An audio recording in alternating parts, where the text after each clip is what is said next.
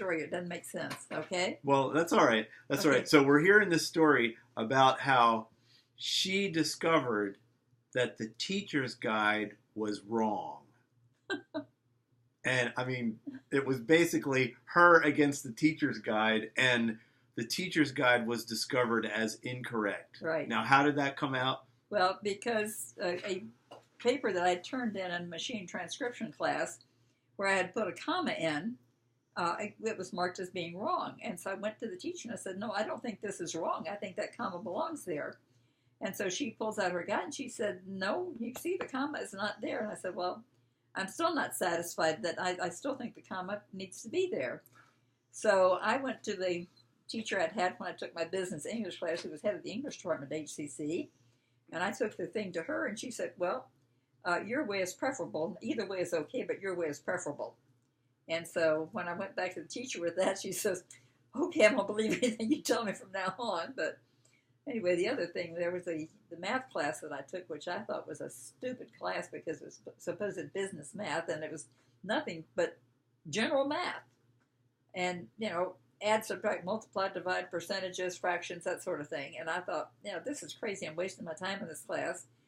And I was helping a lot of the kids in a before and after class because the teacher that we had, who worked part-time at HCC, at the college, part-time at an alternative high school for kids that had been kicked out of other schools. And he would put a math problem on the board in a different way than the textbook put it. Kids were totally confused. So one day, having seen me work with the kids, he asked me, he said, you got the problem there? And I said, sure. He said, put it on the board. I put it up there the way it was in the textbook. And the kids, yeah, okay, they got it. So I spent a lot of time at that board, the rest of that class, that math class, putting problems on the board while the teacher sat there and watched. Last day I'm going to be at school at full time. I'm in with the head of the business ed department, the one we'd had the little thing with the comma with. She's up at her desk grading papers, and I'm back in the corner of the room. I'd gone out and got us some sandwiches or something. We were sitting there having lunch while she graded papers. And walks that math teacher I had in my business math class. And he goes up, he says, he says, this school I work for, we're looking for somebody who can teach some of these business education classes.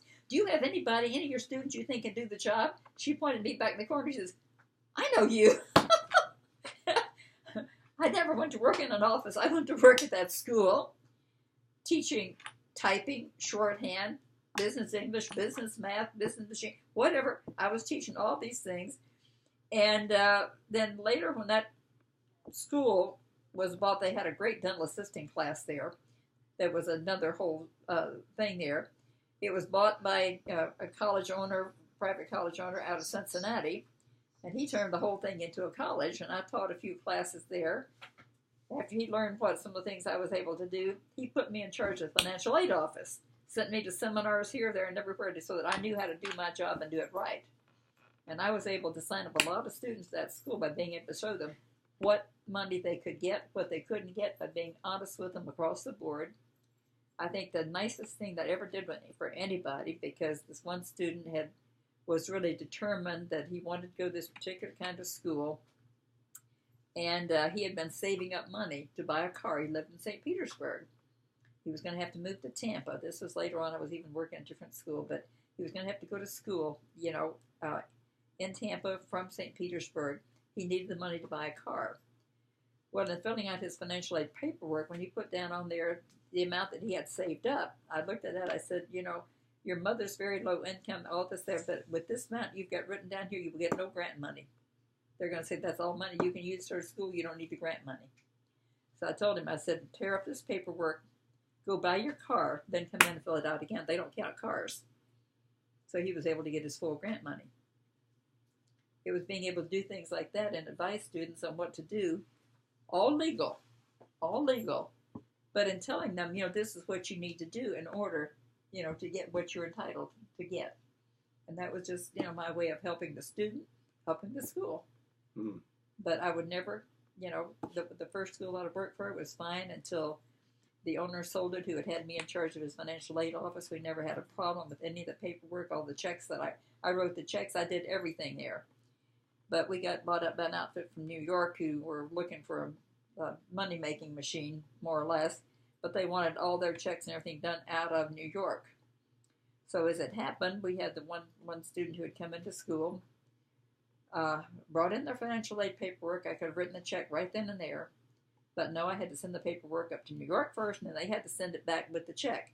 Well, by the time they sent the check back, the student had dropped out of school. Wasn't there to sign the check.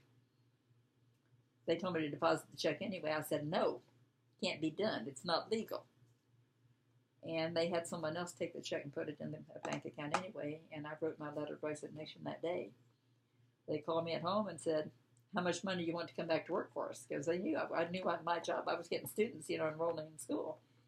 And they said, how much money do you want to come back to work? And I said, you can't pay me enough. You wanted me to do something that is against federal law, and you want me to work for you? I'm not going to jail for you at any price. And that was the end of that conversation. Less than a week later, I went to work for another school, doing the same kind of job I'd been doing anyway. So, God has a way of working things out, but I wasn't about to work for someone who was doing something illegal. Interesting. So, yeah. I know a lady named Tina that needs to hear that news. She Yeah. just had some trouble with a job, and God's showing her that she's got an even greater job coming up. Yeah. So, but you were in, now the beginning of this story was she was expecting to go into what kind of, you were I was going to go work in an office, secretarial do some type work. Yeah. clerical work. Yeah. And she ended up Teaching. at an alternative high school. Yeah. So you never know what God has in store for you. And, Right. the thing is, it was perfect because it was going to mean going to work in an office. It was going to mean instead of, where I'd been going to classes while my kids were in school and getting home, when they were home pretty much, this was going to mean they were going to be left alone for some hours in the afternoon while I went to work. Well, as it happened, I worked for the school, and so I still had school hours. Wow, that's great.